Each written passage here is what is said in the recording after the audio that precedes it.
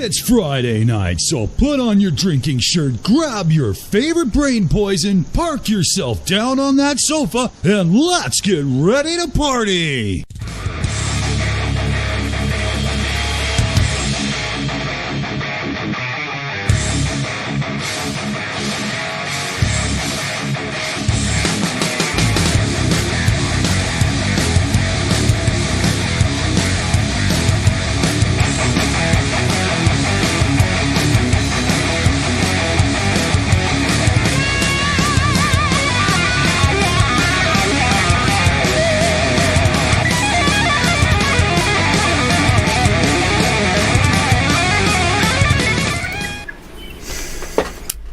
Hey everyone, welcome to Friday Night Six Pack. I am your host tonight. I'm Jay from the Nevermore Tavern. Chris, who usually does it, well, he's off playing in the snow, so he's not here this week. We've got our usuals, Jen from Jen's Little Corner, Mr. Vagrant Sam, and a newer addition to the Six Pack morning show or evening show, depending on where you're at, is the grumpy old dude, Mr. Ed himself. And today we have two very special guests, Mindy, the Miss Sassy Heathen, and the one and only Rage, Mr. Nakasuchi. How are you guys today? Pretty good, thank you. And Synchronized loved it. We coordinated that. It sounds like it, actually. So, we'll go around the room real quick. Let everybody let you. Yeah, I can speak. I swear. I haven't been gone that long. You couldn't earlier. The mic is working now, at least. You couldn't speak earlier. No, I couldn't speak either. Earlier, the button was pushed. Anyways, let's go around the room real quick, see what anybody's got going up, and then we'll jump into today's topic, which today's topic will be global healthcare. I believe, is it a right or not? So let's start up in the corner. Well, my corner. I don't know about your corner. Jen, got anything coming up? Anything we need to know about? Yeah, I've got a stream up tomorrow night with Jen Morgan and Jeff as in Godless Scummer, and we're going to be testing out a few ideas that we've got for a new show that we're going to have debuting in a couple of weeks. So that should be a bit of fun. That will be after Critical Cripple show tomorrow on Saturday. So I've also got a debunking video that I should have out some point over the weekend, assuming I have enough time to get it done. What are you drinking tonight? I've got some blue Curacao there, but it's not in arm's reach at the moment.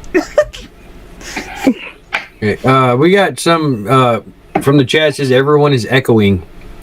Yeah, I wonder why. I wonder if that's me. I did hear a little bit, but it sounds like it's going away now. Yeah, I was hearing it too, so I'm guessing it's coming off someone. It's got a bit of an echo somewhere. That's it. We'll deal with it as it comes. If it keeps showing up, we'll deal with it. So all right. Well, why don't you hit mute and we'll move on to the next one and see if we can't narrow it down as we go down. But Raven says it seems to be better, so. Yeah, no, it seems better. All right. So moving on to the next. Mindy, Sassy Heathen, how you doing? I'm wonderful. How are you? It's damn early. It's not that early. It's 7:30. Yeah, I had to get out of bed at 6:30. Come on now. I've gotten used to sleeping in a bit. Oh, sleeps for like old people and the dead. So The dead. So what you got anything coming going? What's going on with you? Nothing in the very near future. In the next couple of weeks, I'm going to be on Neil the 604 Atheist, and Ethan the Friendly Neighborhood Atheist, and I are going to be doing another panel. And I'm hoping I have to work it out with him. I'm supposed to be doing a birthday live stream with Eric Murphy. He promised me so. Yeah. That's fun. What are you drinking this morning? It's 7:30 in the morning. I'm not drinking any alcohol at all. Didn't have to be alcohol. I'm guessing Ed's drinking coffee, so. Of course. I'm not a coffee drinker either, so I've got some Coke to get some caffeine in me to wake up a bit. I know it's a terrible habit. It's so smoking, but you know. Yeah, that's my. Yeah, I got that problem too. All right. Well, we're gonna move on to the next person, the Godfather himself. Sam, how you doing, mate? Not too bad. How you going? I'm doing good. Doing good. You got anything coming up? Anything we need to know about? At the moment, no. I'm on kind of a unexpected hiatus while I get some other stuff sorted that's happening at the moment. So hopefully that all resolves in the next week or so. Nothing serious, but I've just got to put my focus into getting some other stuff sorted at the moment. So easy, clean, done. What you drinking tonight? At the moment, water. I'll move on to something else shortly, but I've been battling a headache all afternoon. So oh yeah, those do suck. So all right, so we'll move on down the line here. Ed, buddy, mate, how you doing, man? I'm tired. I'm old. I'm grumpy, and yes, I'm drinking coffee. I do want to let everybody know. I really want to apologize to a couple of guests that I had lined up for live streams. I am canceling all my live streams for the current moment. I need to take a break. Yep, I get that. Hey, I was on the same boat, man. Needed to take me a break, so it happens. And we're echoing again. Oh, who's got the echo? Echo. Yeah. See, now I don't hear it. Yeah, maybe I'm not it's is it hearing you, Ed? It could be me. Anybody else hear an echo? Yeah, I heard it for a second, but then it went away again. Yeah. So, weird. I don't know. Yeah. Yeah, no. So, so other than live streams, you got any videos coming out? Anything like that? I might. I don't know. I'm gonna review a couple of videos that I did and see whether or not I want to put them on. One of them will probably get me thrown off of Facebook because I am just absolutely losing my mind. So I'm probably not going to put that one up. But I do have something I'm working on covering American Identity Movement, which was formerly called Identity Europa, the group that was run by little fashy haircut Nathan D'Amigo. They have a new name now, so I'm probably going to be covering them. And of course, my cats just kicked my door open. Which one was it? Boulder? Yeah. Was it Loki this time? So, no, it was the fluffy one. So if he pops up on screen, yeah, that's all right. Floofs are allowed. Knock, buddy, how you doing, mate? I'm pretty good, thank you. I got always got lots of stuff going on. So last night had a great stream with a slew of atheists, trying to just show that atheism isn't a worldview by having different opinions. I thought it was a pretty good stream. It was, yeah.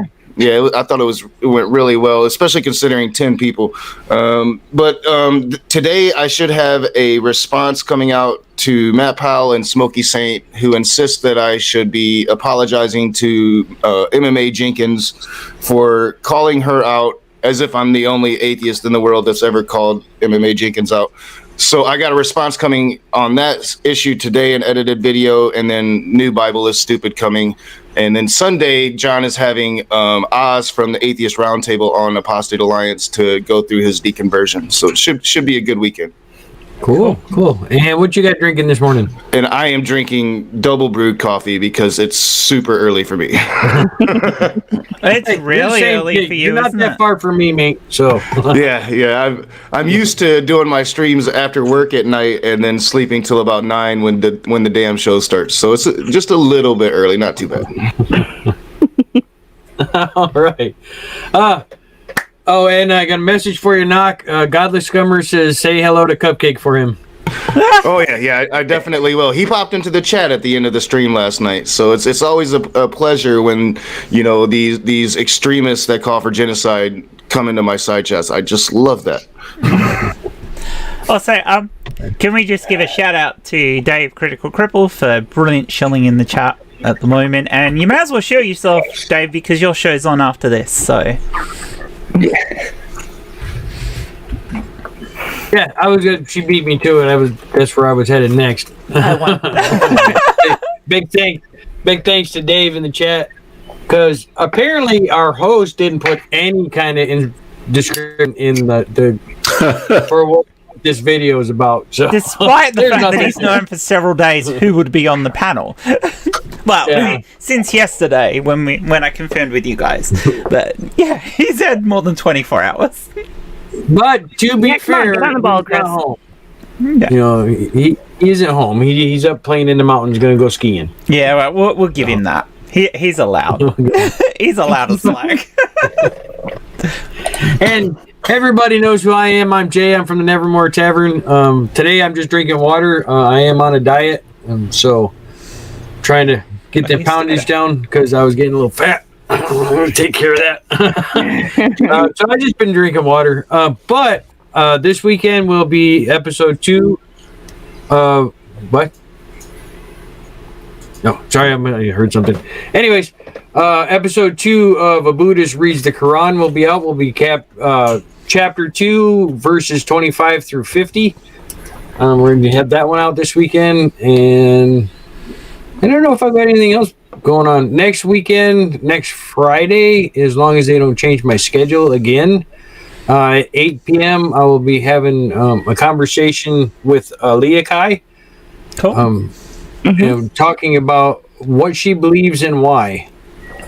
So I got that. If we have anybody in the chat or anybody watches this later, doesn't matter what faith you're in or lack of faith, I want to talk to you. I want to know why. I want to know what it is. Let's get your voices out there because everybody's voice counts.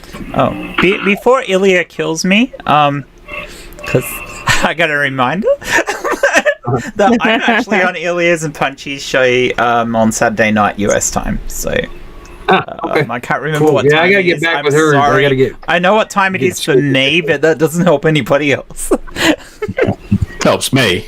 10 a.m. for me it is on Sunday, but whatever that works out for them. So This thing you're working on here, Jay. Could I be involved in that since I truly believe in Jesus? Yes. We can have someone who believes in the Jesus. If you haven't checked out the sermons, swing over to Grumpy Old Dude's channel. Check out the sassy sermon from Amber and the one true sermon from the Grumpy Old Dude. So check this out. It's funny. It's just hilarious. So. yeah, you could do a joke one. You could do the whole Monty Python fake sex thing and say the sermon while we mount. Clickbait.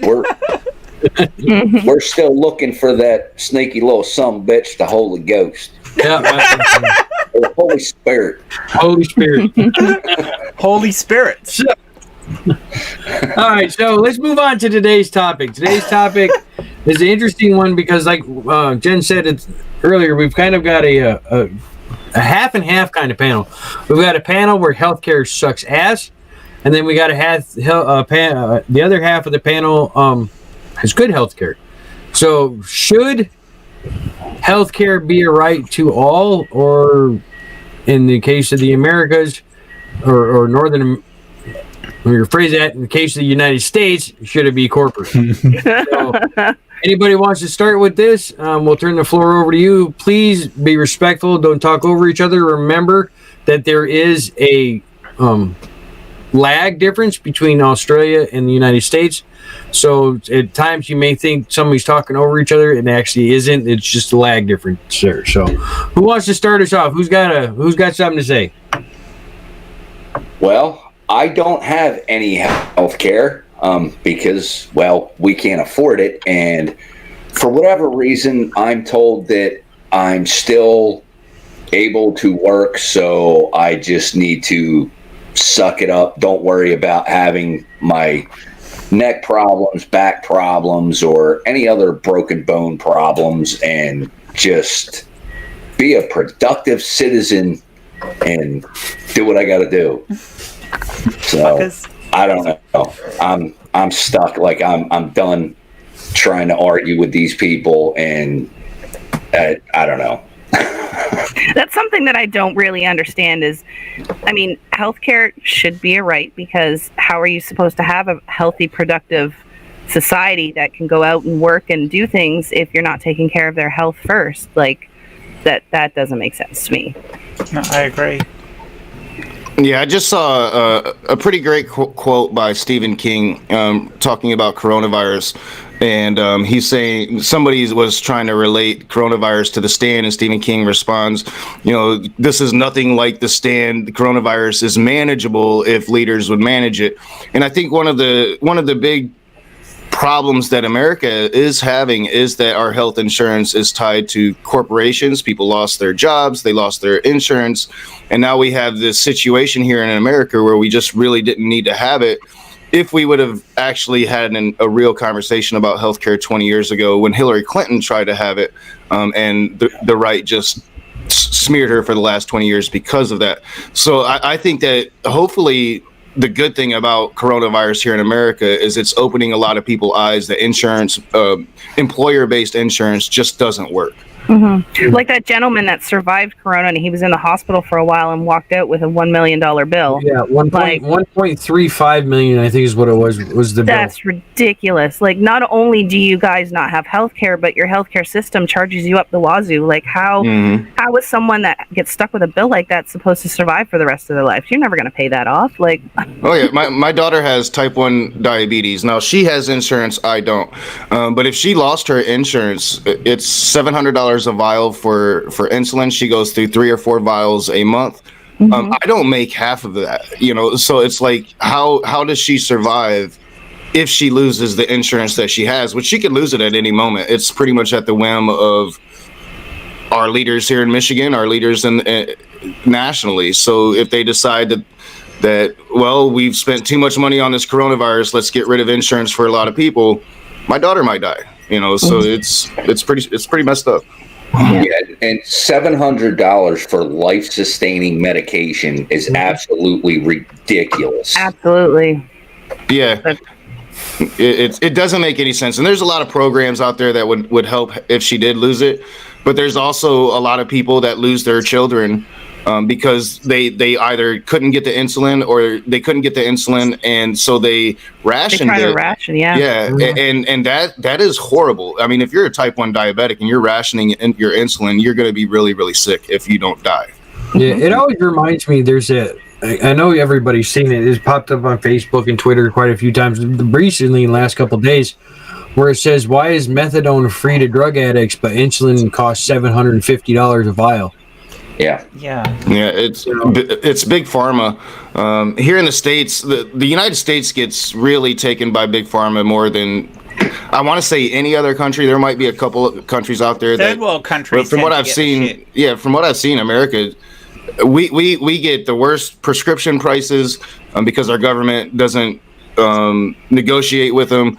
And they have all of these tax loops and loopholes to get out of having to actually pay or to be responsible for providing medicine for the people that's affordable as to medicine that's going to line their pockets with gold.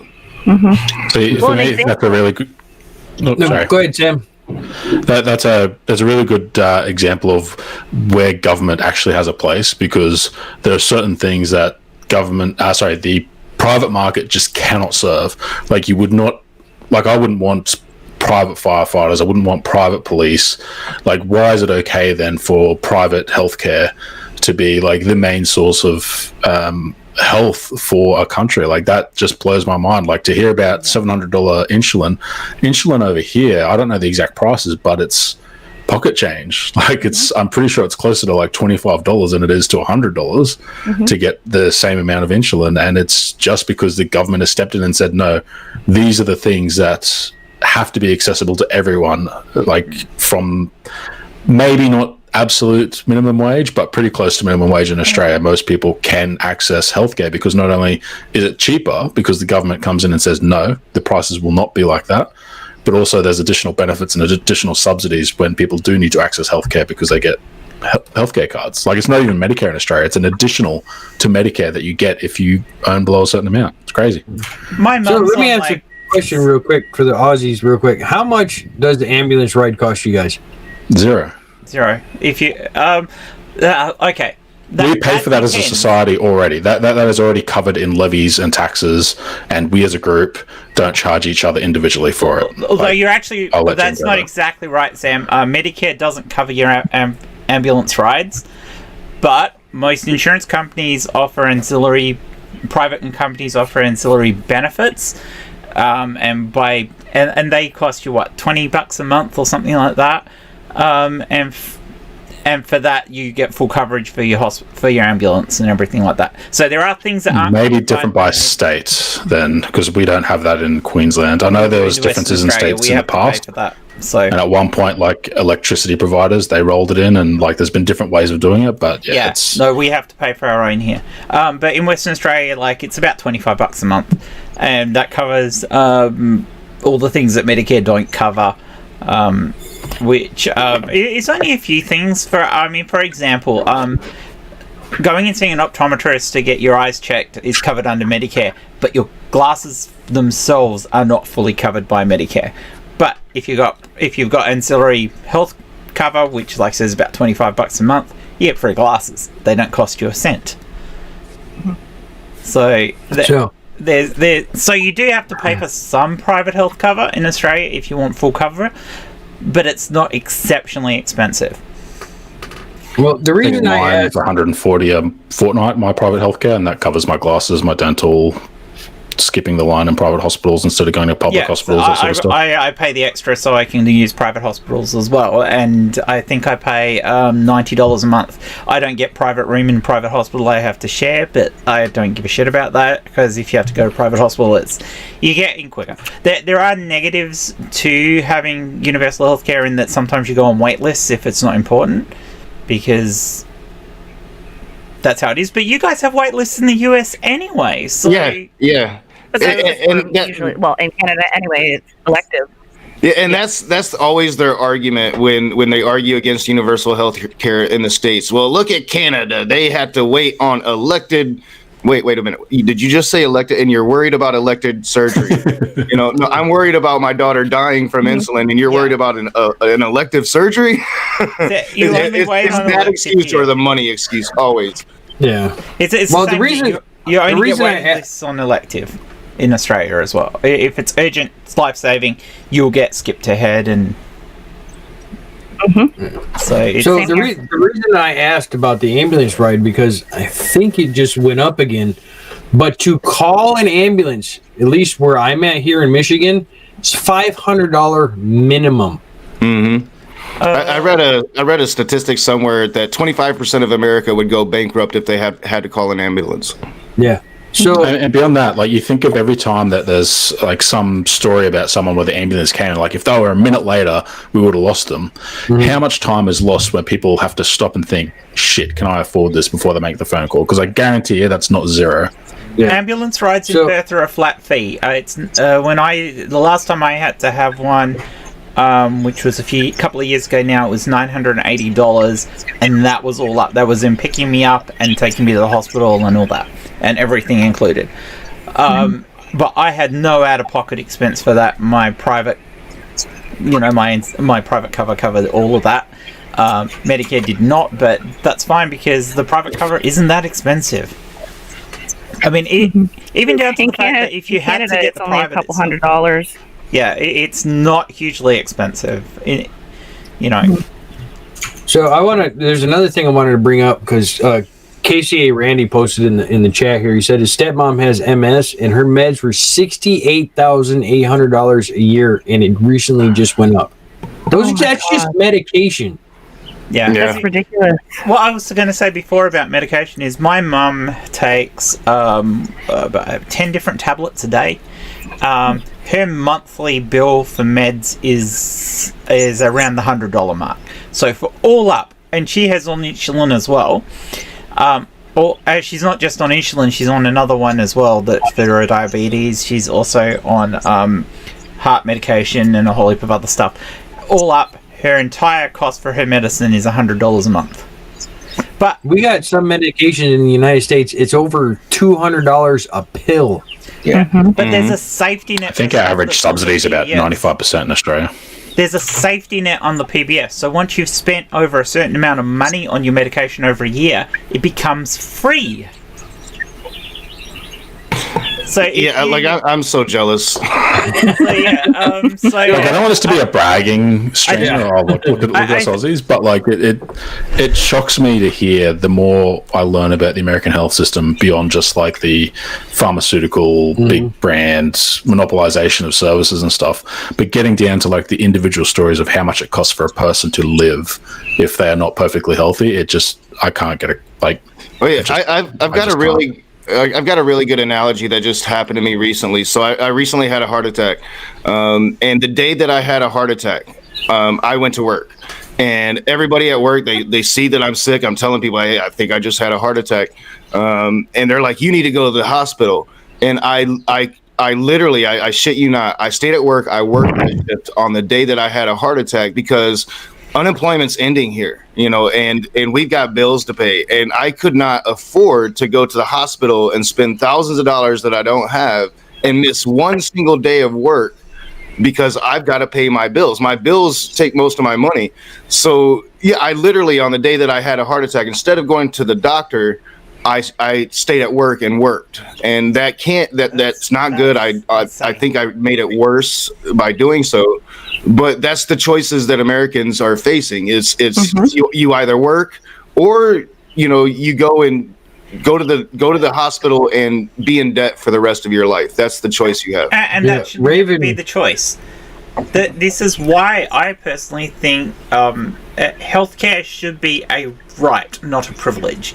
You have a privileged society there, whereas if you get healthcare as a privilege, not as a right. Whereas we have it as a right. We still pay for it, but it becomes a right for everybody. So that everybody has an option for healthcare. There's some things that you may have to pay for separately under private healthcare, but it's not hugely expensive either compared to you guys. I mean, if you didn't have healthcare that came with your job, it's almost impossible for you to take out. With the cost of private healthcare in the US, most people couldn't afford it, which is ridiculous. Yeah, which is the reason for Obamacare. I mean, there's a lot of criticisms of Obamacare, but that was the reason for it, was to make at least affordable insurance for people to have or to have access to. And they did a decent job. They could have done a lot better, but yeah, I mean.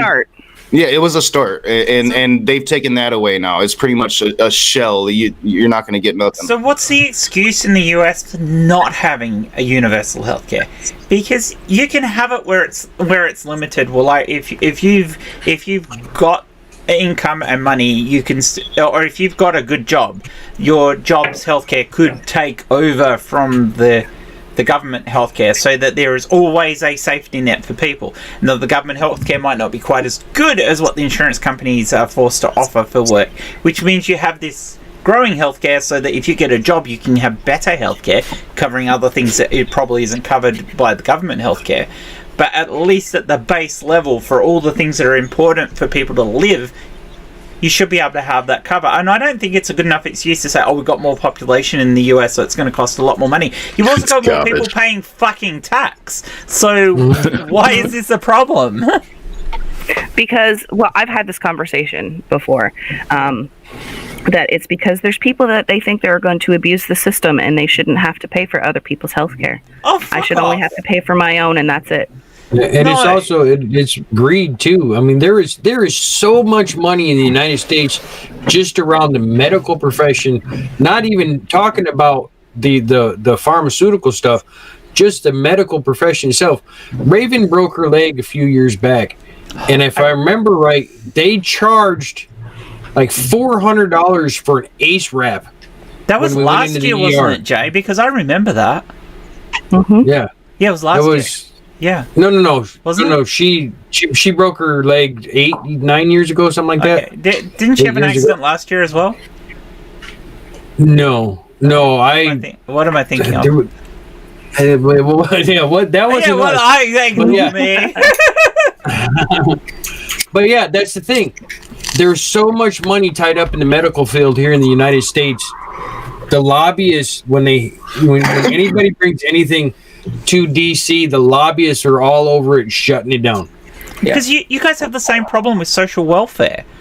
Because that same attitude of why should we have to pay for other people stops you having good welfare payments and good protection for people. So if you are unemployed, you are doubly screwed because you can't get healthcare and you've got no backup very little backup. Maybe some of the states have decent backup, but there's no federal system in place to protect people. Whereas in Australia, if you're unemployed, you get a guaranteed payment. Guess how much we're getting? Wait. Guess how much you're getting if you're unemployed, or if you simply lost, I think 30%. If your business lost 30% of its revenue due to COVID, or if you're unemployed, guess what our payment is per month? What? Have a guess. Just any random guess. What you think a ridiculous number is? Just I'm curious what, because I've seen 2,000. Yeah, I'd say like 1,000. I'll call 2,000 correct because I'll assume American dollars. It's around $3,000 Australian a month that is just being paid at the moment. That's only through till I think September, October, but there's going to be something else revealed on how they're going to keep going with it. But even so, but that's how we respond to COVID. Sam, how much do you get, Sam? It's 1,500 Australian dollars a fortnight is being paid to anyone that is unemployed at the moment, or anyone whose place of work lost 30% of their income. Only if they were working and became unemployed because of COVID. Anyone who was already unemployed the dole did get increased to 1,500 as well. Or did that go higher? No, other people are getting about $1,250 because my brother was unemployed at the time, so he got the increase, but it's about $1,200. It's about $1,250, but that's still a decent amount of money under COVID. But even outside of COVID, they're getting. He'd be getting $780 a fortnight, which is livable. And remember, on top of that, if you're renting, you get rent assistance and other things, so you get extra support for other expenses. Plus, you get a healthcare card, which entitles you to even more support for health, like even cheaper medication and free doctors and completely free doctors and stuff like that, whereas under normal Medicare there's sometimes some doctors you don't get bulk billed, so you have to pay an extra, but with a healthcare card you get extra benefits and you get other things that are extra cheap. Let me try and answer Jen's question from a little earlier here. As far as this country setting up a national health service and it's welfare, a lot of times these politicians will try and push the narrative that national health care is welfare. And I'm sure Knock will agree with me on this. This is almost a class issue and a race issue because they get people believing, oh, well, all these people in the hood and the slums, they're not going to work. They're just going to live off of our hard work and tax dollars. Exactly. I agree. I agree. I think it's latent racism because it's funny, like, because you talk about how you guys have, just this automatic help. Well, we live in the country that's pretty much the last bastion for hardcore evangelical Christianity. A large portion of our population is that.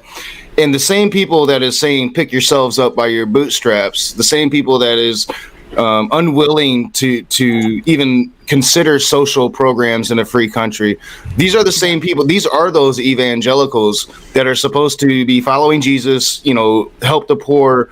And they ignore all of that because they have this pull yourself up by your bootstrap mentality. And Ed is exactly right.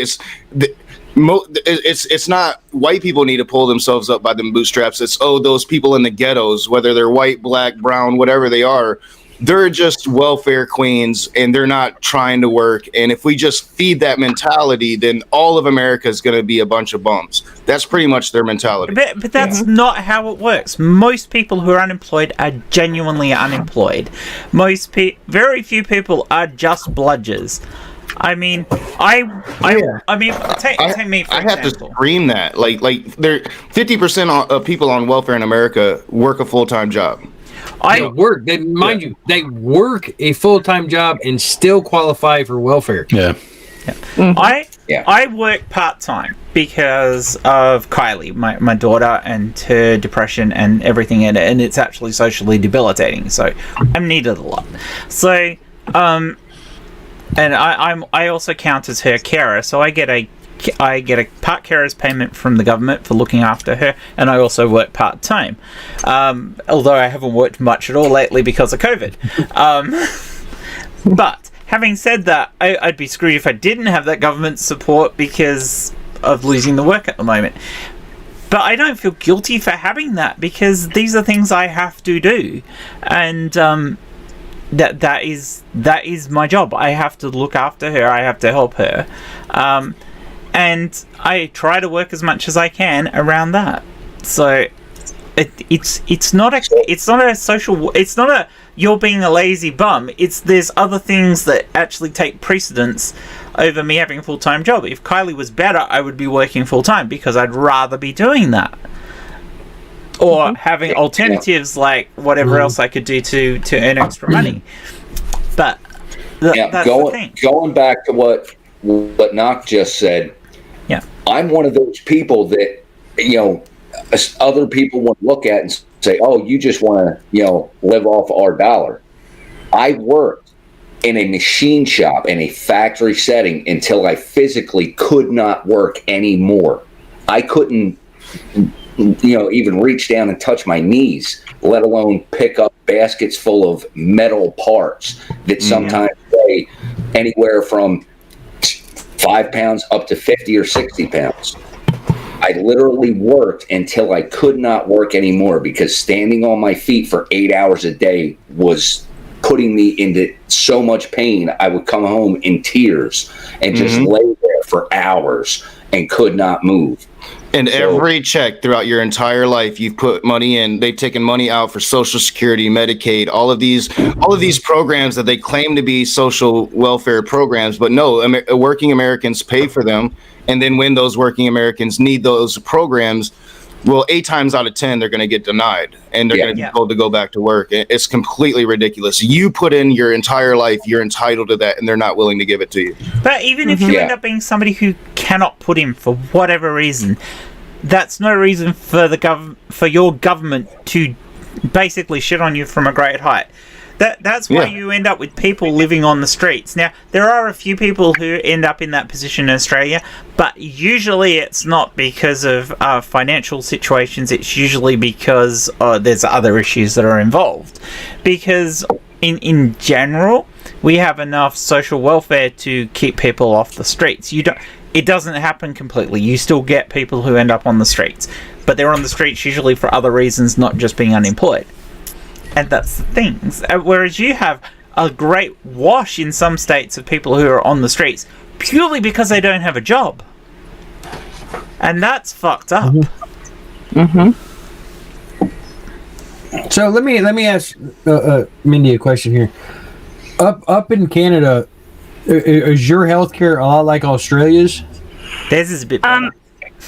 Australia sounds like it's a little bit better than Canada. On the whole, like our drugs can get a little more expensive. My dad went through a period where he had a hard time getting some insulin, but we had a program that he was able to sign up for, and he had to pay into it for a little bit, but he was still eventually able to get it. So I think there's some work there when it comes to having access to the drugs that you need. But on the whole, like it's a lot better. Like, for example, if I were to, I'm an asthmatic. Yeah. And I go to the hospital for breathing treatments, and I had an ambulance called a couple of months ago where they came and they treated me at home, and I paid $45 for the ambulance trip, and that's it. Now, my husband, when we first came down to Pennsylvania at the beginning of COVID, was playing with my daughter and jumped over a fence and broke his foot, and now we're $8,000 in the hole. Holy crap. Because he was unemployed at the beginning of COVID, and he broke his foot the day after. Because your insurance in the States, when you have your job, at least in Pennsylvania anyway, it's good for 30 days after you get unemployed or laid off or whatever. And he broke his foot the day after that 30 days ran out.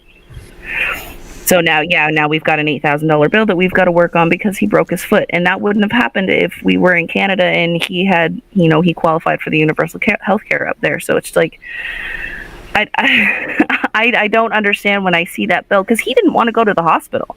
He's like, no, I'm fine. I'm like, no, you need to go. Your foot's broken. You need to go. He's like, no, I'll. And he waited like a good 6 hours before I convinced him to go to the ER, because there's that, okay, I need help, but I'm not going to be able to afford it. So it's I need help, or that help is going to be so life changing I'm never going to recover from it. Those are the choices that a lot of Americans face. Like 50% of Americans don't have $500 in the bank. So if you have to go to the doctor, that's a life changing decision that you're making. Yeah. And they didn't even really do anything for him at the hospital other than put him in a boot. They gave him an x-ray, they put him in a boot, and sent him on his way. So it's not even like they really had to do anything. He didn't have to have surgery.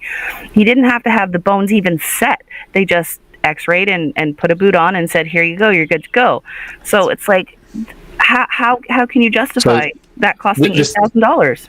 That's one of the most perverse things that I sort of see, and this is an uninformed opinion, but it looks to me like, because you're not paying, the customer, let's say customer, is not paying in America typically. It's the insurance companies and the hospitals that are dealing with what's the bill, how much is it going to be, and they just decide how high can they get that bill, because then they both pocket the money when the hospitals are making a huge amount. Like $8,000 for treating a broken leg, that is not anywhere near the cost, even if you include the incredibly important work that doctors and nurses do.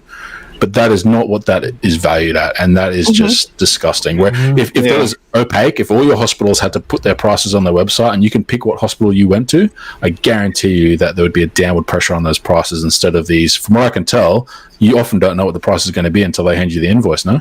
Oh, yeah. Yeah, you see, Now with Raven's leg, it was $38,000, and she spent one for her surgery and one night in the hospital in the emergency room. They charged her $200 for Tylenol that she had in her purse, but they couldn't give that one to her because it was brought from outside the hospital. They had to give her one from the hospital that cost $200. And how many bottles of Tylenol could you have bought at Walmart for that $200? Exactly. Now, a lot of things that I hear about the reasons why our healthcare is so high and everything costs so much is because of malpractice insurance, because something goes wrong with your doctor, you can literally sue them for millions.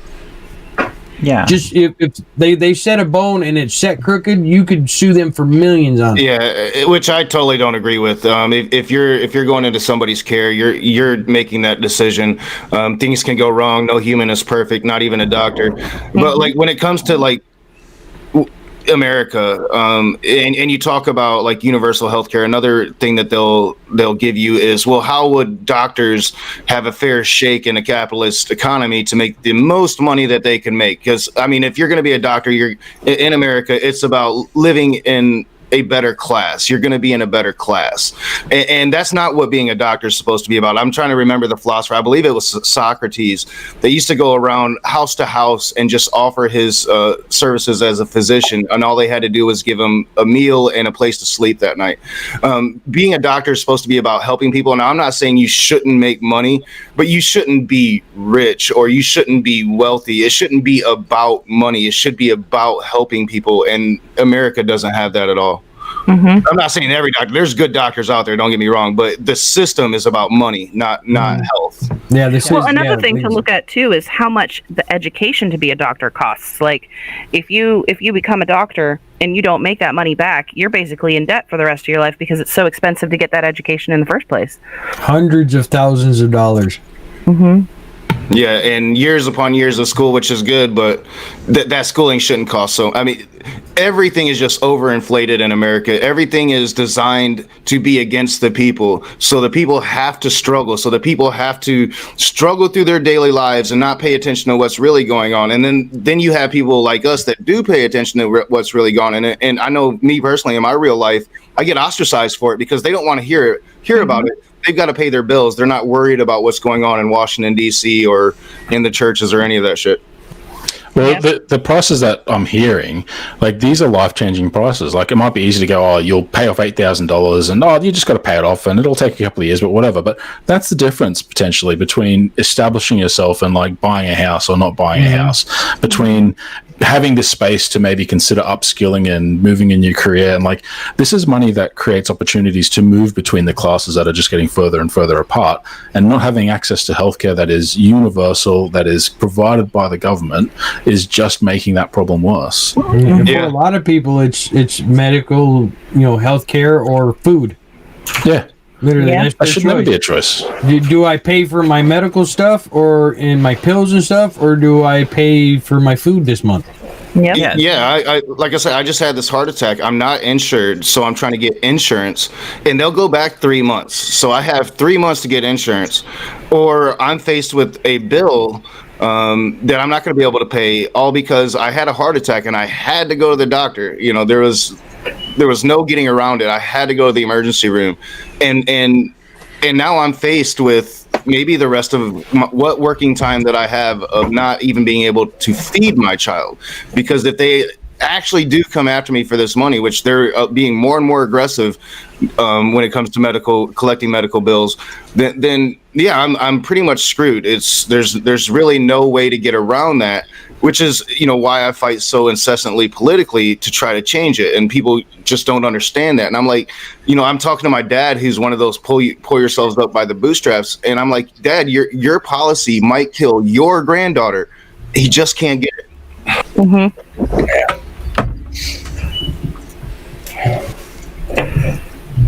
Looked like you had something you wanted to say, Jen. Oh, sorry. No, I was just sending a message. Distraction. I was going to say something earlier, but it's gone completely out of my head. So it obviously wasn't important to the discussion. I mean, I mean, Jeff just posted in the chat about when different countries got universal healthcare, and it just boggles my mind that they can't see the benefit to this. If you have universal healthcare, you get more working days out of your people. You get less people dying from stupid things, and it's entirely better for the workforce as a whole if people know that their health is being protected. But Jen, here's the thing. They'll stop making their quick money right now. Well, they don't want us to be healthy. I truly believe that. If you're sick, then you're going to the doctor and you're spending money. And if you're not sick, if you have a health system that's actually promoting health, if you have doctors looking at you before you're getting sick, well, that's not going to drain the coffers of every American. No, you've got to. We'll treat you when you are sick instead of preventing you from becoming sick. And I think that's one of the. That's why America is slipping farther and farther behind the rest of the world and the rest of the countries, is because we're really restrained as a people here economically, to where other countries do have more options. They don't have to worry about those hospital bills like we do, and they can use that money to actually better themselves and better their families. And here's another part of the problem. If people don't have to worry about making that money, they're not going to commit crimes, and that's going to hurt their billion and trillions of dollars in the corrections department. Yeah, our corrections has become a private business industry. Privatized prisons. It shouldn't be. Here in the States. We've got a few of those here in Australia too. Yeah, they shouldn't be, though. I remember what I was going to say before. Okay. You were talking about the cost of certain procedures when you go in a hospital. In Australia, it doesn't necessarily work this way. If you go private, you cop whatever the fees are. But for most surgical procedures that are on the list for Medicare, there is a Medicare schedule that states the fee for those procedures. Now, places can charge more than that, but they have to let you know that they're going to. So you can technically shop around for somewhere that actually charges a scheduled fee, and then your out-of-pocket expense for any medical thing is going to be low to nothing.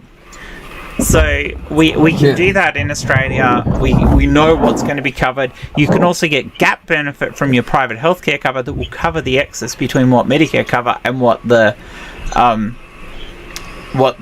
private hospital or the government hospital might charge over and above that. Generally speaking, government hospitals don't charge any extra, so if you go on waiting list, you don't have any out-of-pocket expense.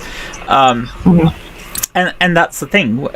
We know that that there are these set rates. So hospitals and that generally, whilst they might charge a little bit more than what the agreed upon rates are for Medicare, and that's done in conference with the Australian Medical Association and everything. It basically, they might charge a little bit more, but it's not going to be enormously more, because honestly, people know what they should be paying because it's in the rates from Medicare. So if you see it as being hugely big, they have to justify that. Well, and your government is actually involved in that process. Like here in the States, there's a huge problem just between the doctors and the insurance companies, or the doctors and Big Pharma. Big Pharma will literally pay doctors to prescribe their more expensive prescriptions. So a lot of people won't even get the option of a generic brand because this doctor wants to get that bonus from this company. It's capitalism, it has really went sour here in the States, and it's been taken for, I'm trying to have a socialism debate, but we've got to fix the capitalism in the United States because it has failed people. Yeah, and my wife is a medical biller and coder, and she, tooth and nail fights with some of these insurance companies to get them to honor contracts that they signed. That's the unspoken thing, Ed, is just the fight you go through with the insurance companies to pay the bills. Once you're paying every week out of your paycheck, and you still have to fight with them to actually pay those bills. Yeah, 9 times out of 10, the United States insurance company will deny whatever your claim it is when you first bring it to them. They'll deny it. Yep. It'll automatically deny it, and then you got to fight to go, no, this is what it is. And sometimes they'll deny it 4, 5, 6 times before they finally cave in. Pay for it. And that's under Obamacare. It was a lot worse before that, and it's getting worse again now that they are successfully gutting Obamacare. What's amusing? Well, not amusing, but so we have this discussion about money and the costs, and a lot of people think, well, in Canada, your taxes are higher because you have universal health care. But my husband and I sat down and actually worked out the numbers about what we're in my province anyway. And universal health care actually ends up being less expensive for an individual than private care, because if you have a set, like what we pay in taxes per year is comparative to what you pay for your private insurance premium. A lot of times that premium ends up being more than what your taxes would be. But then you also have to consider, well, you don't have, I just totally lost my thought. It died there. Oh, like if the insurance company doesn't cover what you need it for, then you're paying that premium on top of paying the out-of-pocket costs for what they're not going to cover. So you're spending more money having this privatized care as opposed to universal health care, and yet people don't really see that. I don't understand. Like, that's just basic numbers. Why does that not compute, And it's because the right wing of America is so really good at building a narrative and pushing that narrative. So they will talk about how it's just going to be completely unaffordable and your taxes are going to go up $100. And Bernie Sanders can scream until he's blue in the face that, well, yeah, you might pay $100 more in taxes every month, but you're gonna save $1,000 every month in premium costs. And people just don't compute it because they hear that narrative coming from their news organization, Fox, and they believe it. All the demographics show that a universal-based healthcare system would be cheaper than our current healthcare system here in the United States. It would pay for itself over 10 years. And yet what you hear from them, it's going to cost $11 trillion. Yeah, that's initially. But then it makes you money once you do it. Come on, it's capitalism, guys. It's $11 trillion at the inflated prices that are being propped up by the lobbyists that are making sure that the insurance companies and the hospitals control the price, not the market. Yeah, and it's so easy to get that 11 trillion if you just cut down our military. We've got the biggest military in the world. You can get rid of half of it, and we're still going to be okay. I promise you. Well, they dumped how many trillions of dollars into Wall Street in a matter of like 3 days, like that. There you go. There's your money right there, and it's just gone. Yeah. Now, the one thing we haven't brought up in this discussion is deductibles. Your insurance deductibles. So what you've got to pay out of pocket before your insurance even kicks in, and that can be anywhere from $250, $500 to $2,000, $2,500, or even higher. That's what you have to pay out of pocket before your insurance that you have here even kicks in. So what's the point of paying premiums? If you can't, like that's, Mhm. so you have to pay premiums, then you have to pay a deductible, and then they might cover it. Yeah, That's like mind-boggling. you said, they might cover it.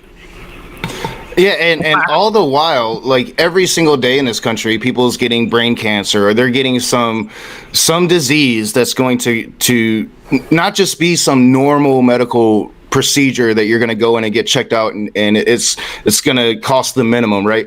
People are getting heart cancer with insurance and going bankrupt because the insurance isn't paying for it and they can't afford what's left over. This is a crisis in this country, and we've got to somehow get beyond the narratives of both right and left and just say, hey, people, this is about you. You need to vote for your interest. Yeah, and heaven forbid you have a pre-existing condition when trying to get insurance.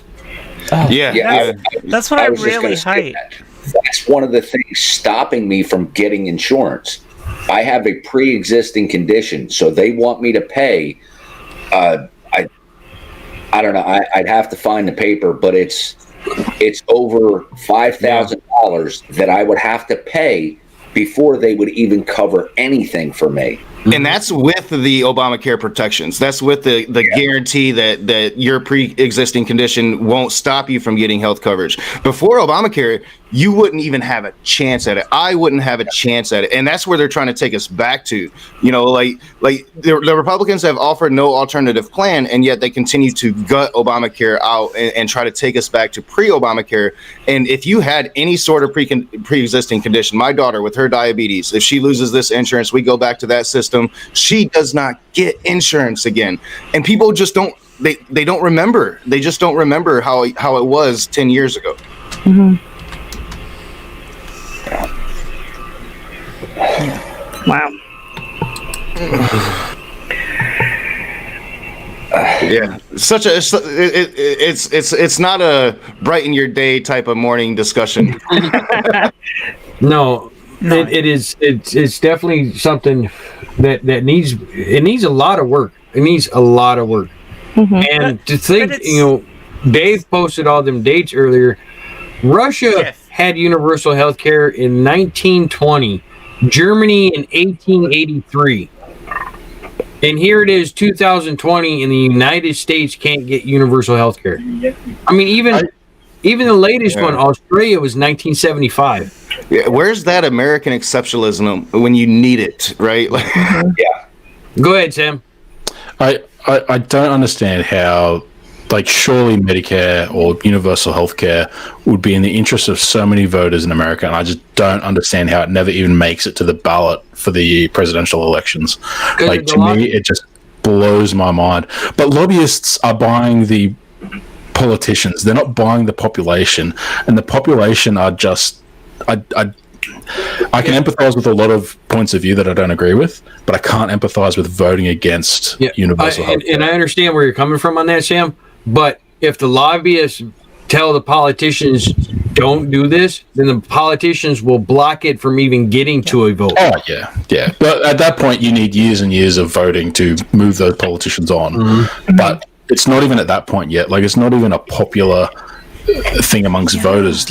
Even the Democrat side don't appear to be voting in their interest when it comes to universal health care. Now, that might be a misconception, but I just feel like Biden being the nominee is not indicative of Medicare being the most important thing for even Democrats, let alone Republicans. And I just can't wrap my head around that. His position is to bring back Obamacare. But I think the perfect example of this is, think whatever you want about Bernie Sanders, whether he's a socialist, whatever. His platform was universal health care. And not just the right, you expect it from the right, but the left demonized that man. The left attacked that man. The left made sure that man was not going to be elected this round, because the left is just like the right. All of these politicians are getting their pockets filled by these lobbyist companies, by these politicians. And the moment our system changes is the moment that they stop making all of that money. It's self-interest. It's not interest for the country. It's not interest for the people. And again, it's the people's fault too, because as you say, It doesn't make it on the ballot initiatives, and if it does, it's a liberal state. And those liberal states go on to show that it works, but then it gets so demonized by the red states that their people believe it. And that's, I think, the biggest problem here in America is just the misinformation that goes around and the misinformation that people are willing to believe. Instead of take the few minutes it's going to take to actually Google it and actually learn some information. Yeah, I mean, I'll tell you what, a federal program, though, not a state.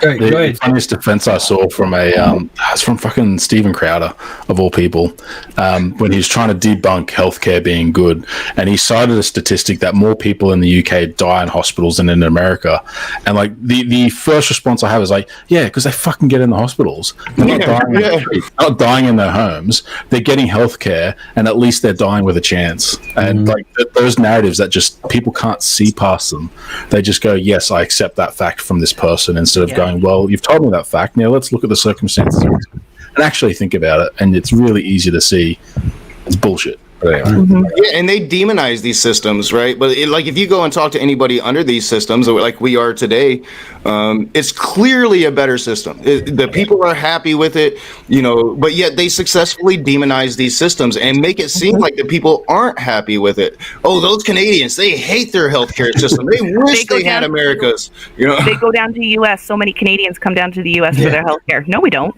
Yeah, it's the other way around. In my 40 years, I've never known anyone to go down to the States for healthcare. Not one. What were you going to say, Jen? Oh. No idea. Got you again. You did? Sorry, you just waited till I was sidetracked. No, I think I said it, but it boggles my mind completely about how they think that this isn't a good thing. I mean, ultimately, in every country where you've had universal healthcare, the productivity of the country has improved in general. The well-being of the people has improved in general. Even in countries which have good social security, the well-being of the country has improved in general. Crime decreases when you have proper social welfare. How can you not see this as a good thing for the US? I mean, in all honesty, that whole money thing, kickbacks for politicians, that's corruption as far as I'm concerned. Oh, yeah, without a doubt. Yeah, without a doubt, it's corruption. Yeah. Yeah. Lobby groups shouldn't be a thing. I don't know how to fix it, but they shouldn't be a thing. Yeah, and that's why they hate people like Bernie Sanders. And it's not just Bernie Sanders. There's a few in Congress that have always kept their integrity. They never took those payouts. They portray Bernie Sanders as a millionaire now. Well, why is he a millionaire? Because he wrote a book in 2016 about a successful campaign. He became one of the most popular politicians in the world. He made a couple $1 million off of that book. Oh, now he's 1%. No, that's your capitalism at work, but you're going to demonize this man because he has integrity and he hasn't taken those payouts, and they despise that because, we could have made that good choice. We could have been good human beings, but we sold out. So we're going to blame the people that didn't. It's a huge problem in this country. And it's in the people too. People work their entire lives, and just because they might not make as much money as the next person, you must be lazy because you didn't succeed economically. Dude, that person worked harder than you, I guarantee it, and got less for it. That's a huge problem. Mm-hmm. There was a thing I was looking at the other day. It was showing ridiculous job requirements. And some of this stuff, I mean, just for entry levels, a lot of jobs, they want you for like 5-10 years worth of experience and say whatever you got to do just to get into entry level stuff. I mean, if you got 5-10 years of experience doing something, that's not entry level. Mm-hmm. And so it gets back to that same thing. It's like they want the best, but they don't want to pay anything for it.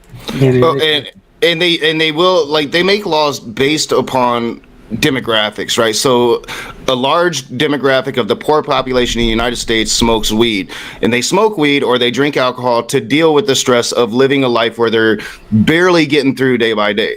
So what do the corporations do? Well, if you want a good job in this country, in most states now, more and more states are making it legal, you're going to have to take a drug test. And on that drug test is going to be weed. And if you fail that weed test, you're not going to get that good job. And you're going to have to work that shitty job that's going to keep you in the poverty that you've been living in. So, I mean, the entire system is based on class warfare here in America. And the moment you point it out, you're automatically a socialist. Well, I'm not a socialist. I can just see what's going on, you know, like, and seeing what's going on is pushing me closer to socialism. And you're not helping it by completely denying it, by not trying to fix this capitalist system that we've got that's totally broken here. I wanted to check something here. Yeah, and you know, like I was saying, like Knock just said, you know, I worked myself literally till I could not work anymore. Physical hard labor in a machine shop, you know, working around giant metal cutting lathes and drill presses and, you know, all kinds of other machinery. Yet these people who have, you know, a white collar job are going to tell me, well, you didn't make, you know, that kind of money because, well, you're lazy, you know, you don't apply yourself. I made your car parts. I made the fancy equipment that you get to use, you know. Yeah. So don't tell me I didn't work hard enough, because I worked harder than your little soft hands could ever hope to. Well, yeah, it's why they demonize socialism in this country, because once workers realize, you know, their worth, then the people sitting in those offices and mind you, I'm totally for, like, if you're brilliant and you're innovative, that's great, but too often a lot of these people aren't. They're just put there because they know somebody or they were born into the right family, and they're terrified that their workers are going to actually understand their worth and demand portions of that profit that's equitable to what they're actually doing. And honestly, that's fair. That should be how it is. If you want your company to grow, you should want your workers to be proud and happy to work for that company. And they're only going to do so if they're getting paid proportionately to the work that they're doing. Right now, that just doesn't happen. So you have a lot of unhappy people. That leads to domestic violence, that leads to hate crimes, because they got to blame somebody for their despairing lives. You know, it's you could fix so much with so little effort, but you choose not to because it's making you rich right now. And I mean, it's disgusting, honestly. Because you don't have a proper basic wage in the US, do you? Or it's very incredibly low. Your base wage. Oh yeah. I think our minimum wage is still $8.50, I believe. Yeah. See, something like that. It can vary by state. There is a federal minimum wage, but like the state minimum wage here in Pennsylvania is $7.35 an hour. Mm-hmm. Wow. And some liberal states are actually raising it to $15 an hour because people are saying that that's a livable wage, when in actuality $18 an hour is more the livable wage, but we'll take 15. You know? So I just found this. In 1970, the total national health expenditure in the U.S. per capita was $355 for the year. In 2018, it's $11,000. Yeah. So the minimum wage in Australia that's just your insurance for the year. Yeah. Go ahead, Jen. The minimum wage in Australia as of the 1st of July is a smidgen under $20 an hour Australian. So what's that, about $12, $14 an hour US? And if you're not permanently full-time or permanently employed, it's actually a bit higher than that. So if you're on casual contracts, you actually get paid extra on top of that. And you can't be fired for no reason after your first 3 months. So that's a whole other thing with security. With yep, same here. After your first 90 days, then they can't just fire you willy-nilly. I seriously think this conversation has decided for me. I'm leaving America forever. Anywhere else, right? The average U.S. the U.S. minimum wage federally is $7.25 an hour. Yep. That's crazy. Wow, still $7. Oh, wow. I knew we hadn't raised it in a long time. I didn't realize it was still in the $7 range. That's atrocious if you think about it. So that's atrocious. So the Australian minimum wage is nearly double that. Plus, we have universal health care. And we have Social Security to back you up if you end up unemployed. Mm-hmm. So for me and Knock, because we both live in Michigan, Michigan's minimum wage is $9.45. Well, I didn't know that shit. Yeah. Good for Michigan. Yeah. I think that's a product of kind of being a purple state. So we have probably red-wing administrations that come in and poison Flint and probably lower that a little bit, and then we have left-wing administrations come in right after and raise everything. So we do have this kind of balancing of two fucked up systems fighting against each other here in Michigan. So. Yeah, I find it all kind of ridiculous that why America doesn't understand why social welfare is actually important. It's not about communism, it's about protecting your citizens, which you should be doing even under a capitalist society. You hit on the head, Jen. People hear anything besides democracy and it must be communism. Yeah, 60 years of the Red Scare in this country, and it still goes on today. I mean, you saw it with what happened to Bernie Sanders. He's a socialist. No, he's not. Like, he said he was because he knew you would say he was. But if you look at his political theory, that dude was left of socialism. Like, I mean, Alexandria AOC's closer, but she's not even a real socialist, you know. But so like, but they demonize people.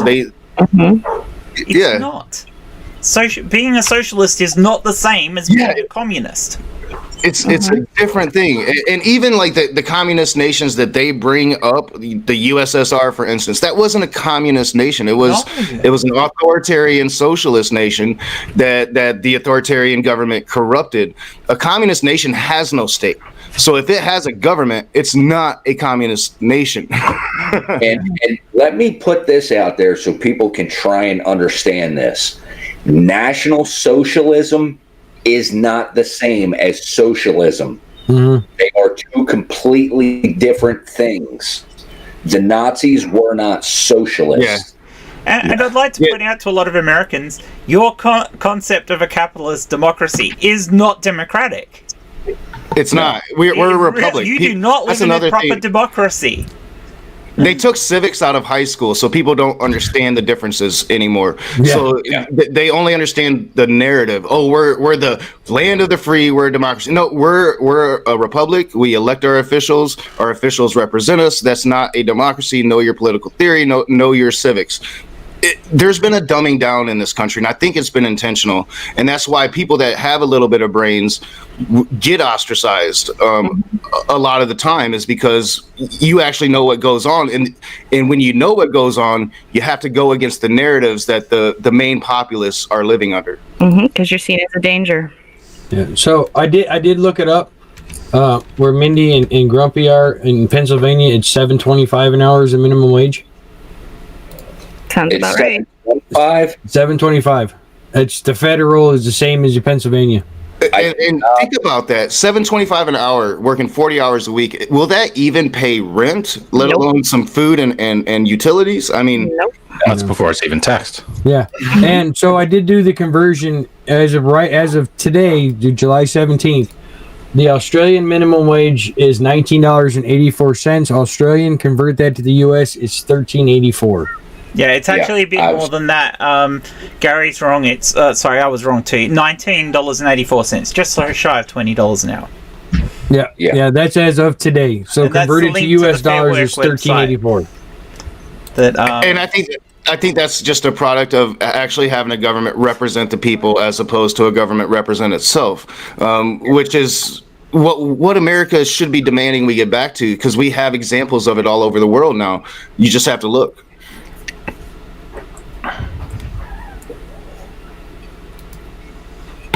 Silence of the Lambs. Yeah, sorry, I was catching up on the chat. I feel like I don't want to talk all the time, so I'm not. Sometimes I do stop.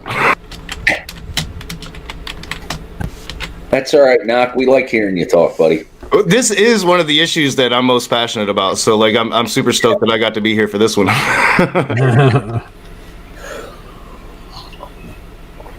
Yeah, we looked into, amongst other things, I have a cataract in my right eye, and we looked into getting surgery for that because it's not a natural cataract. Go upstairs and tell him to get out of bed. It's, from getting punched in the face and being, abused over the years. So I'm either going to get surgery to get this removed, or I'm going to permanently lose sight in my right eye. And Amber's probably going to get mad at me because I haven't told her this yet, but I looked into how much surgery is going to cost, and it's going to be over $2,000 is a rough estimate.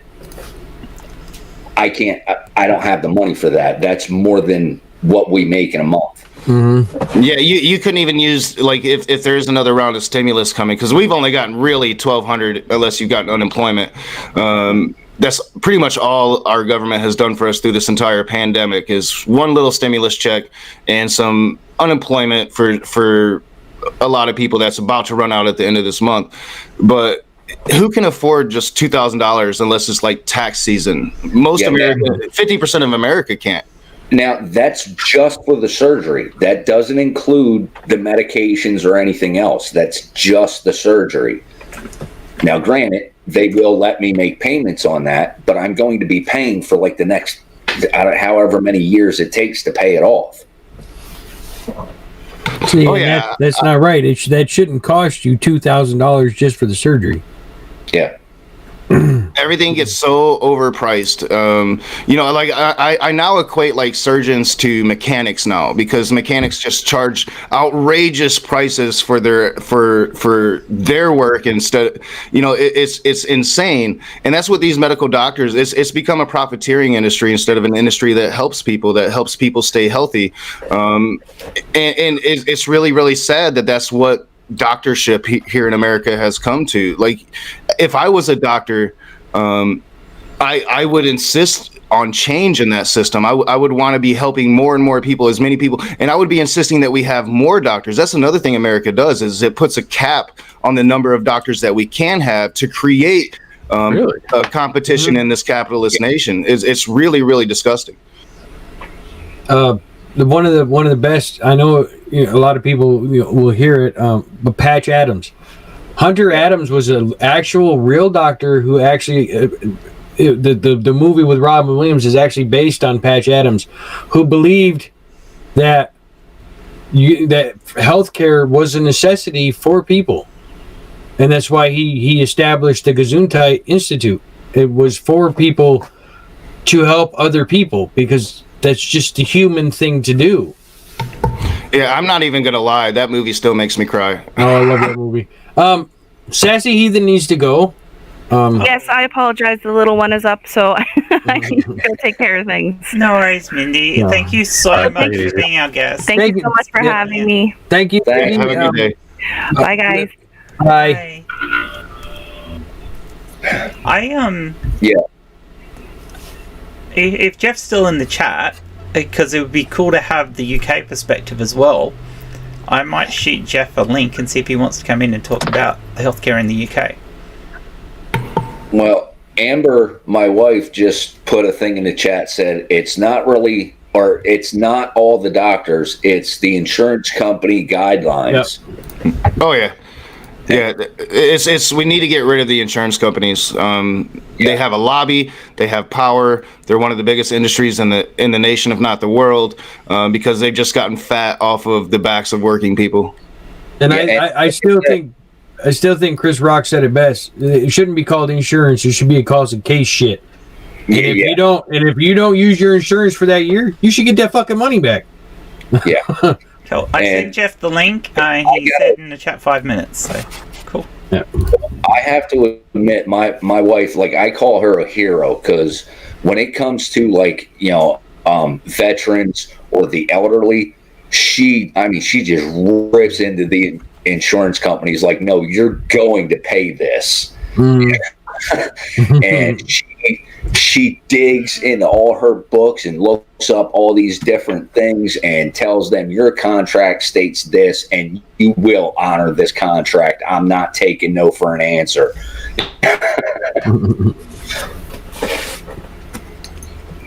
Oh, excuse me. All right, I'm back. I had to refill my coffee. That's why I got the coffee. That's why Ed's got a coffee pot right by his desk. Yeah, I just got to slide my chair back a little bit, use my long ass reach, and it's there. So let me ask you, Sam and Jen. Yep. Whichever one of you guys want to answer, what would be the most expensive that you guys? What would cost you guys the most to pay for healthcare? Like, as in what would Like have been any our biggest bill? Procedures or anything like that? So far, excluding optometry and glasses, because none of that's been particularly invasive for me, probably the biggest cost I would have come across would have been when I was 17 and got hit by a car and I snapped this bone here. So that was a ambulance visit. That was lots of tasty morphine, overnight in the hospital, and then bracing this together for several weeks with, I think there was some physical therapy to go with it. So that, I imagine that would have been a pretty hefty bill if it wasn't Australia. Yeah. Yeah. The physical therapy alone would be unaffordable. For me, in Australia, my most expensive thing was a few years ago. I had a health scare. The doctor thought I was having a heart attack. I wasn't, but I had an ambulance ride, which of course ended up not costing me anything, but if I'd had to pay for it, it would have cost me a fortune. But I had to do follow-ups with a specialist, and that specialist mostly was not covered. I think my out-of-pockets expenses overall ended up about $300, and that's the most expensive thing I've ever had. That's crazy. I can't even imagine this because I've lived under this system for so long. Yeah. I can't imagine not having like really a hard choice when it comes to going to the doctor or not, and a lot of us, like I personally have been programmed because I was raised in the South, and it might not just be the South, but that's where I was raised. And I was raised that you work for everything you get. So if you can't afford it, you don't do it, right? So it's kind of programmed inside of me to have this automatic just negation of even going to the doctor or doing anything that I can't afford, because it's how I was indoctrinated as a child. Pull yourself up by your bootstraps and go out and work to get what you want. It's how I was always raised. We raise our children to be workers instead of leaders, and I think that's another huge problem with me myself. Like, just I have to get over that initial, I'm not going to do that, and start taking care of myself. I think that's a good example of what is going to get America left behind, is the fact that it feels like a lot of this stuff is coming up. That is the issue, is that there's this very industrial era mentality over the worker and the company and the government. But the rest of the world, they're moving towards smaller businesses, entrepreneurs, startups, fast moving. That's what the economy is going to be in the next 10, 20 years of the biggest countries in the world. That's where the movers and shakers are going to be. And yet you've got America over here where you guys can't go and think, hey, I'm going to start up my own company. I'm going to start my own business because shit, I've got to pay for healthcare. I don't even have that option. Whereas all these other countries, we've got people like, they've got the room, they've got the safety net, they've got the support of their community and their government to actually do that. And I think that's where economies are going to grow in countries like Australia, Canada, America, UK. Is going to be in those spaces when people invent, when people innovate, when people do these things. Like, imagine if the people that started Windows or Apple or Amazon couldn't do it because they were worried about their healthcare. That would happen in another country then. Mm-hmm. Yeah, I think you see it too, because America is just slipping farther and farther behind when it comes to every major demographic: happiness, welfare, health. Like America is the home of the obese. Everybody knows it. Everybody, even our last administration at least talked about it and tried to do something about it. We are slipping farther and farther behind, and I think more and more Americans are starting to wake up to that. You've seen that blue wave in 2018. I think you're going to see something spectacular. I don't think, like, even if Russia wanted to interfere in this election, I don't think it's going to matter. We're at that point now because people are waking up, and COVID really exposed to them that this whole work-based insurance thing is killing us. It's literally killing people right now. I just had your national anthem in my head earlier. That's not just down south. I grew up in a family where if you weren't bleeding to death or literally dying, you didn't go to the doctor. You just suck it up and keep working. And that's ridiculous. You should have to go to. You should feel free that if you need a doctor, you can go to the doctor, and it's not going to bankrupt you. That's my biggest problem here. But the other thing was, with what you said, Notch, I just had your national anthem go through my head as the land of the Grease and the home of the obese. Yeah, I mean, a huge significant portion of America lives off of dollar menu fast food. You know, it's because it's what they can afford. You know, you go to the grocery store, it's cheaper to go to McDonald's and get the dollar menu than it is to go to the grocery store. It's quicker if you're working 2 or 3 jobs too. Yeah, exactly. That's crazy. It's just crazy, and I'm not paying attention to see when Jeff comes in. I'm hoping I'll hear it because it will make a beep sound. So if the chat knows, I never hear the beep. Like, everybody has to remind me. Look down, knock. Look down. Somebody's probably here. Yeah, you guys might have to do that to me because I can't see the private chat. So. So if he pops in, because I'm not actually looking at that screen, I'm keeping an eye on OBS. So. And I heard that, so that's okay. Yeah, I heard that too. Yeah, I heard it as well. That's the first time I've ever heard it. Yeah. Why don't I hear it when I'm hosting a show? Hi, Jeff. Hey, Jeff. Hi, guys. You guys heard it because I have my audio routed the wrong way at the moment. Actually, that might be part of the reason why you've got echo as well. Well, you had echo before. Yeah. Hi, Jeff. Hi, guys. How are we keeping the day? So I caught a bit of this, but I had to take a phone call for a bit, so I missed a good part of the stream. So, I mean, the UK's had universal healthcare longer than Canada or Australia has. So let's talk about how it works out there, because there are issues with it in the UK as well, isn't there? Yes, without a doubt. I mean, we've had our National Health Service was introduced in 1948 under the post-war Labour government. Prime Minister Attlee, unfortunately. I was going to say, because Chris would kill me if I didn't mention this, Prime Minister C. Attlee. So I thought I'd best mention that. But it was very much brought on the fact that government brought in an awful lot of social welfare reforms. A lot of it to do with the way that the country was after the war, and there was a definite mood for change. And even a few conservatives kind of recognised this. I mean, there was one, I forget his name now, but actually said, well, if we don't deliver social reform, we might end up with social revolution. So there was a definite, I think, fear. But one of the major things that came out of this was the National Health Service, which was introduced in 1948. But even so, there always had some conservatives even saw the benefit of it. There was still all sorts of things in the conservative press calling it a communist plot. So yeah, a lot of the stuff you probably heard in the United States, it was all argued around then. I mean, I would say that before 1948, in 1911, there was a acts brought in for primary care, for GPs or whatever, but you still had to pay for hospitals and things like hospital care or something like that. So, so there was a sort of half and half situation. Like, you could go and see your own doctor or something for free, but you needed hospital.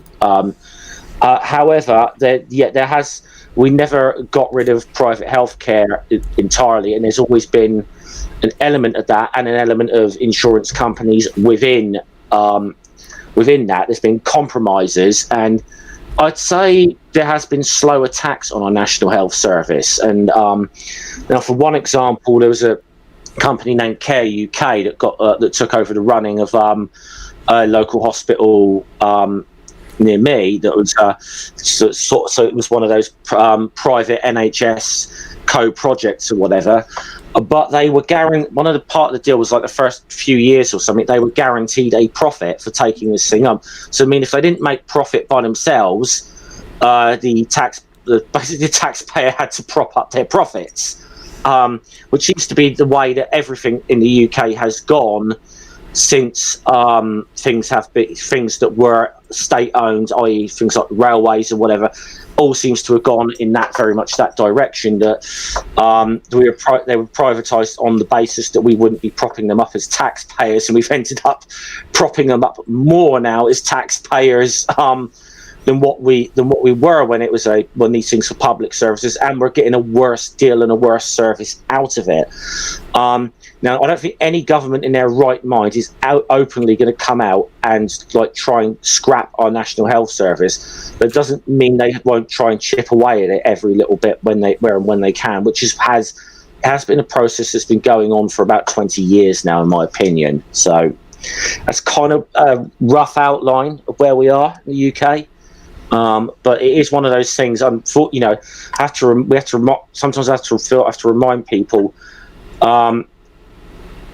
Our healthcare thing was something we had to fight for. It's something we'll still have to fight for in the future, and it is going to be something that's people who have it already are going to have to fight to keep it. In the United States, there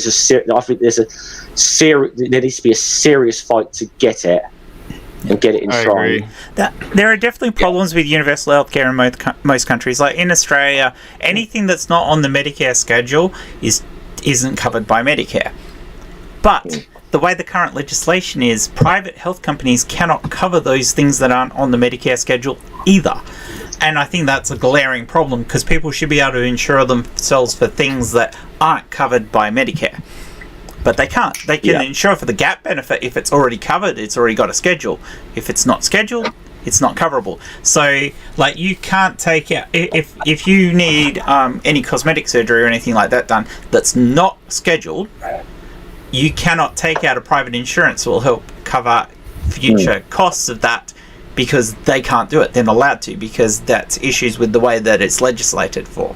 I think the idea was to stop people coming up with surgical things that weren't covered, and then shifting stuff off of Medicare and trying to... But you could legislate around that in certain ways, or you could make schedules that are like, we don't cover it, but here's a number for it, and then you can still bill it. But we have a set fee, even though we don't cover it, which is probably what Medicare needs to go down the route of, so that things can be covered for other stuff. I'll just read out something that was a leaflet that was passed out in 1948, pretty much to the entire country, and it says it's dated on from the 5th of July onwards, 1948, the new National Health Service. It will provide you with all medical, dental and nursing care.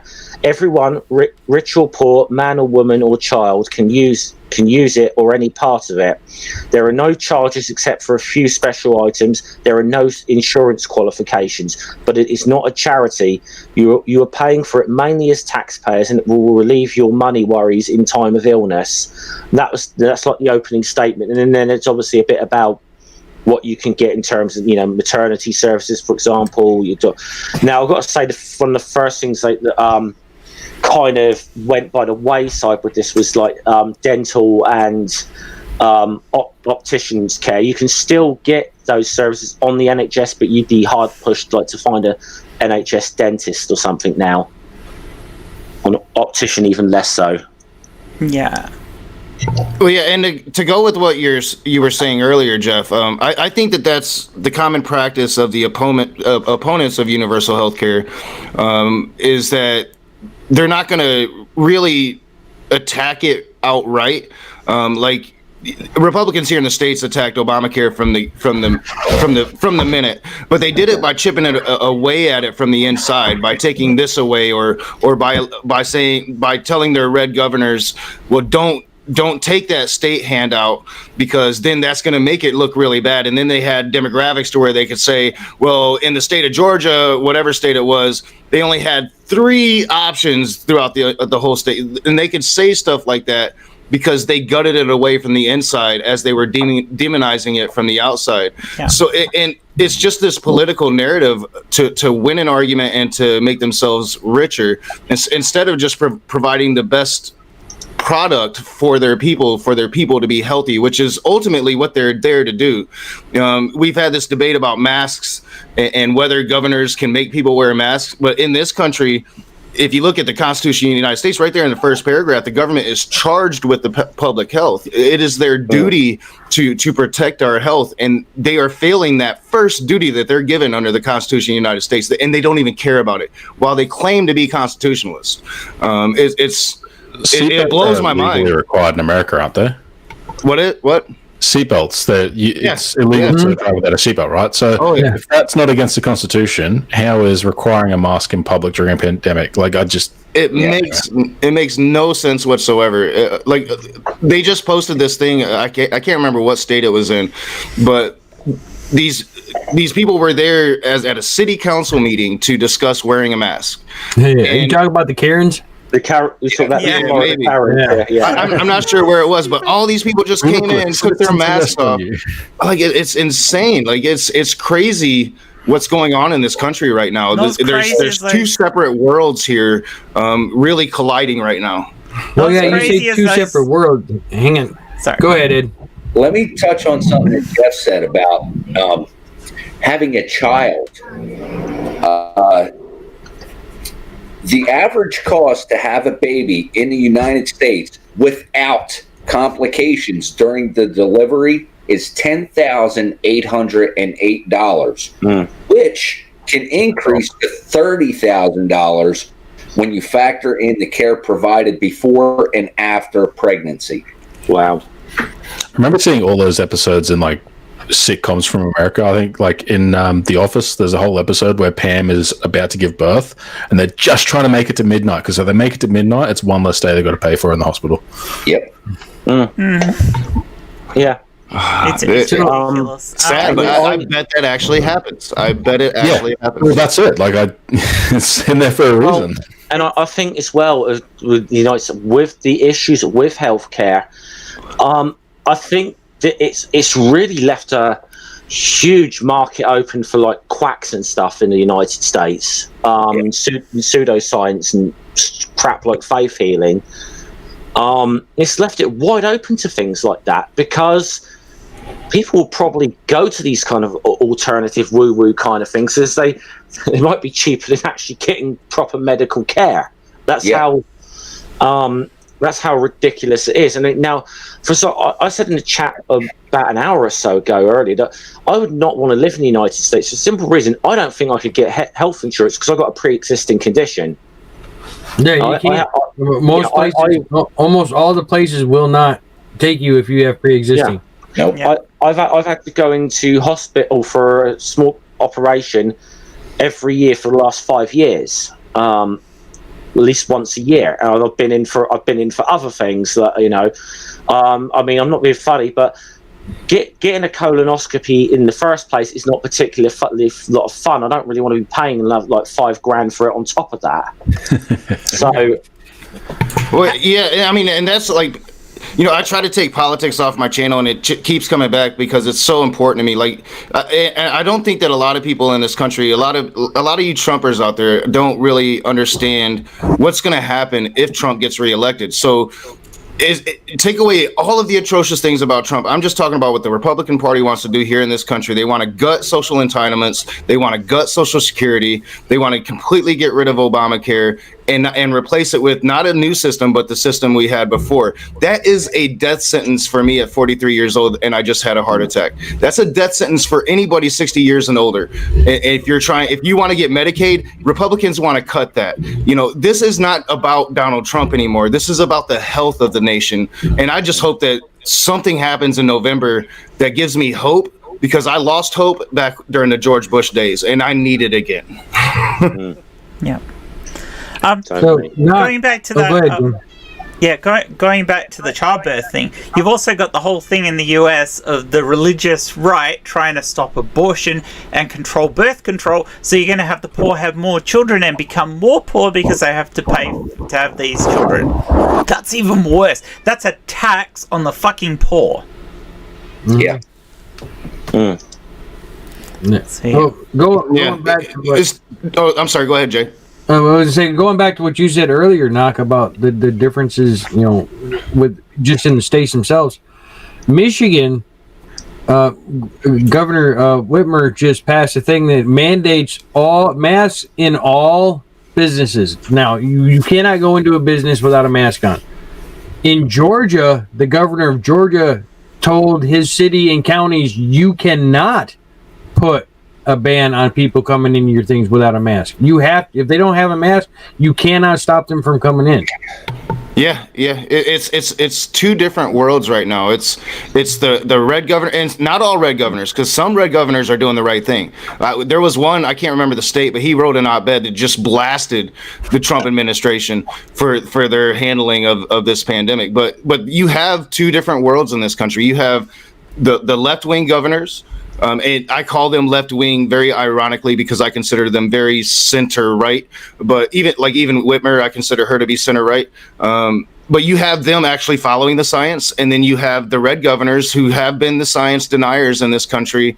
The Red Party has been the science deniers in this country, undeniably. They deny climate change. Most of your anti-vaxxers are going to be on the right.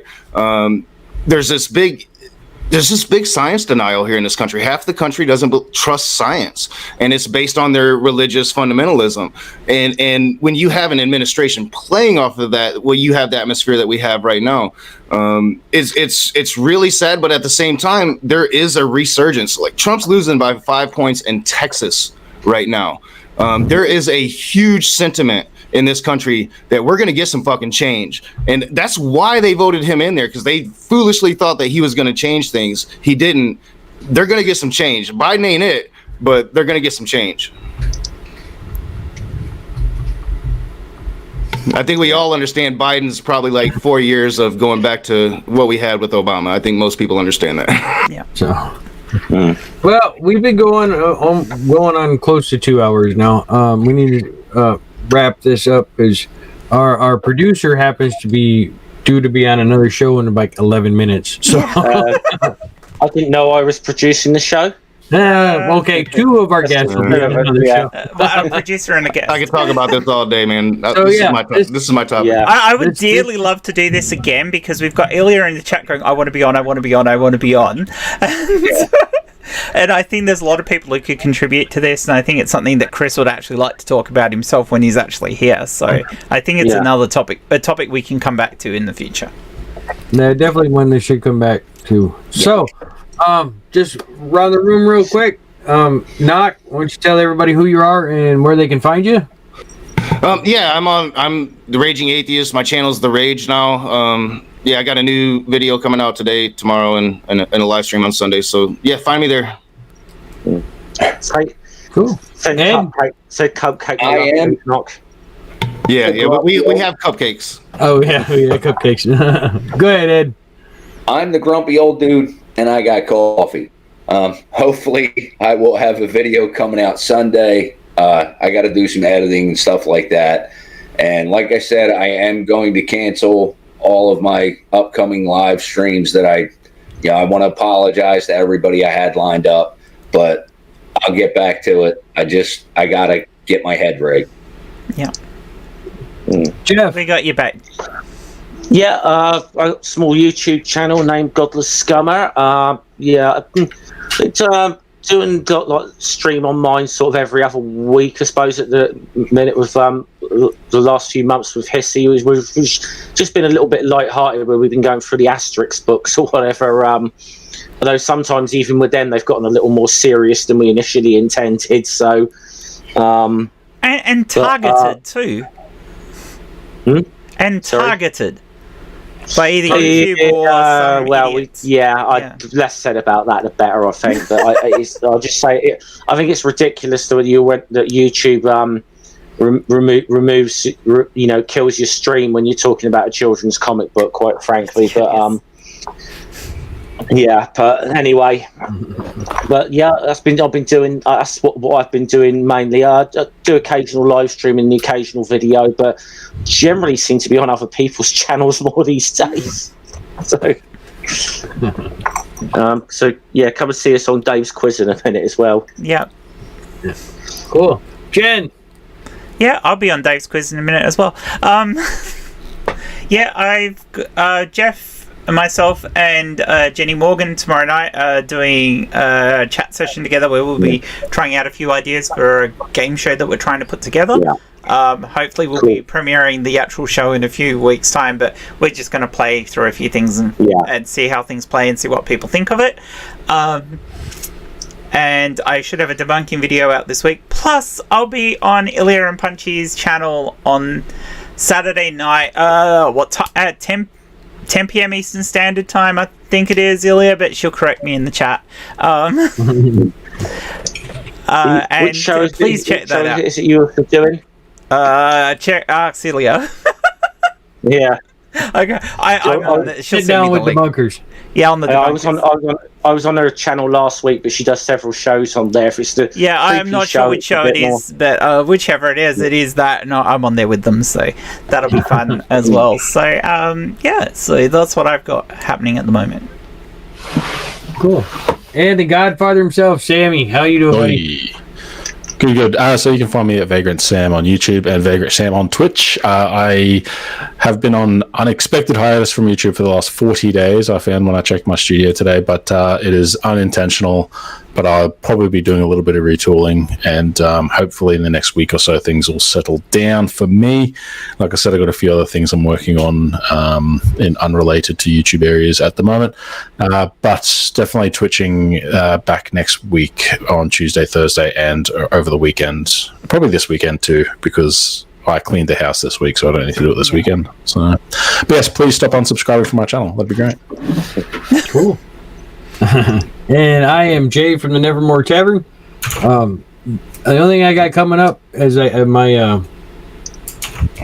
part 2 of A Buddhist Reads the Quran, chapter 2, verses 25 through 50. That'll be out this weekend. Other than that, I don't have much going on right now. I am myself on a little bit of hiatus. But other than that, like I said, next Friday, unless something changes, I gotta work, which I don't think. I'm hoping we don't. I will start with talking to people about their faith and what they believe and why they believe. Well, if everyone hasn't already gone to seen these, go check out the daily affirmations on the Nevermore Tavern. Yeah.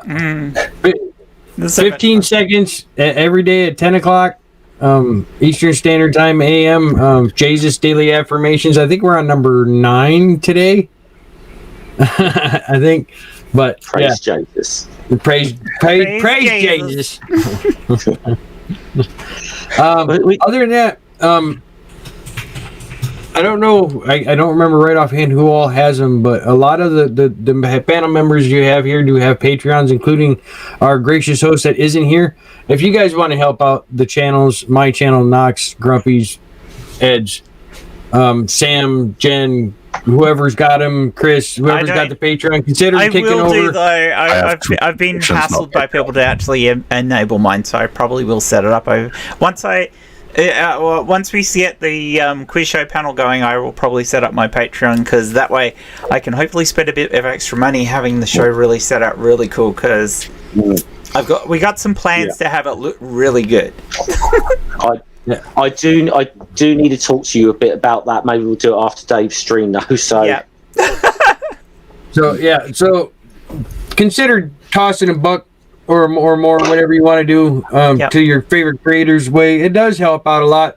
I was hoping to debut it today, but it didn't show up like it was supposed to on Wednesday. Due to the Patreons, I do have a brand new camera coming. Yeah. So I mean, my patrons and people helped me get the new mic, and then they've helped me get a new camera. So it does help, and the production quality goes up for everybody, which means your favorite content creators can make more awesome content for you guys to peruse and watch and whatnot. Everything still looks better, everything sounds better. So consider doing that. And that's about all I've got. Make sure that if you haven't hit that like button for the stream here, and make sure you like, subscribe, hit that notification bell to everybody here on the panel. They all have great and wonderful stuff. So until next time, and hopefully next time our gracious host will be back with us. I have been your host. I am Jay, and this was Friday Evening Six Pack, and be water, my friends. Bye. See you later.